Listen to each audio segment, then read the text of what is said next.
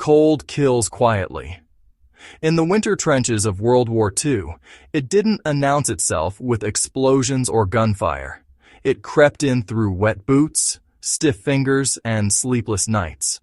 Soldiers could survive shells and bullets, but freezing in place was just as deadly. And here was the cruel joke of trench warfare. Fire meant life, but smoke meant death. Then came a solution so subtle it barely looked like fire at all.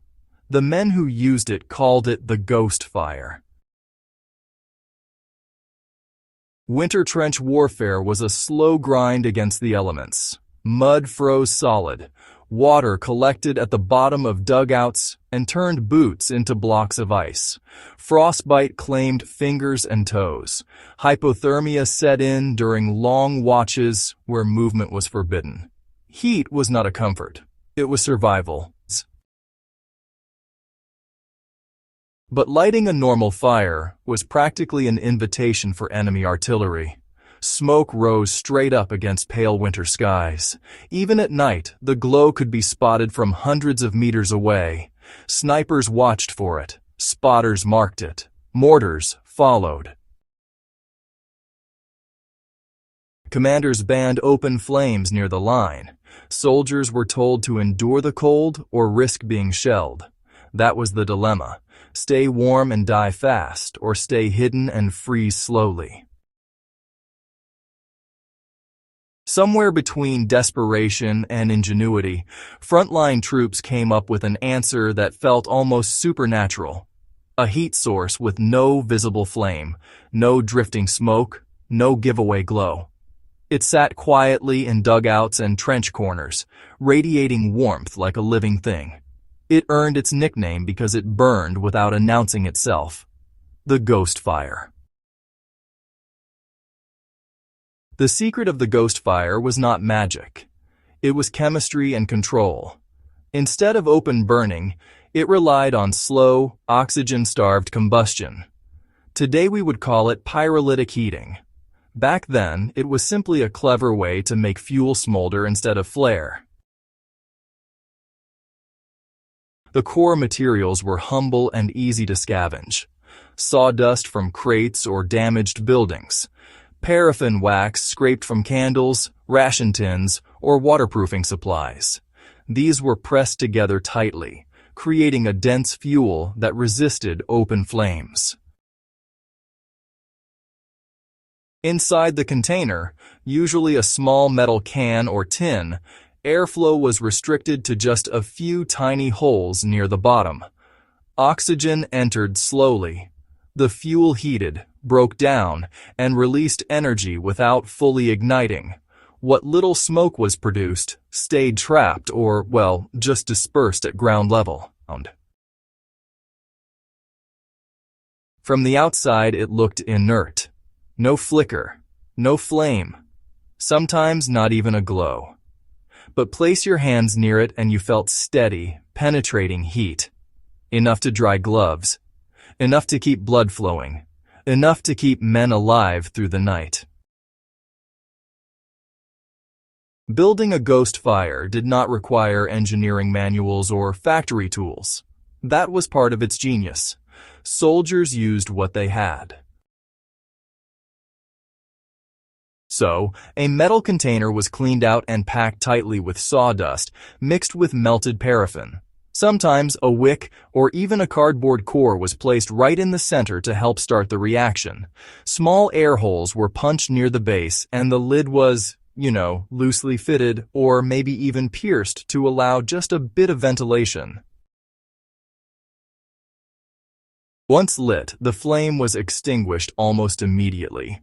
The goal was never to let it burn openly. Instead, it was allowed to smolder slowly, producing heat for hours on end. Different units adapted the design based on whatever materials they had on hand. Some used grease instead of wax. Others substituted cloth or shredded paper when sawdust was scarce. In forested areas, resin-rich wood dust was really prized for its higher heat output, and in urban ruins, broken furniture became fuel. The simplicity, meant it spread quietly from trench to trench. There were no official manuals. Knowledge passed hand to hand, whispered in dugouts, learned through watching older soldiers who had survived one winter too many. The ghost fire changed more than comfort levels. It changed behavior. With reliable, hidden heat, soldiers could rest without constant movement. They slept better. They stayed alert longer.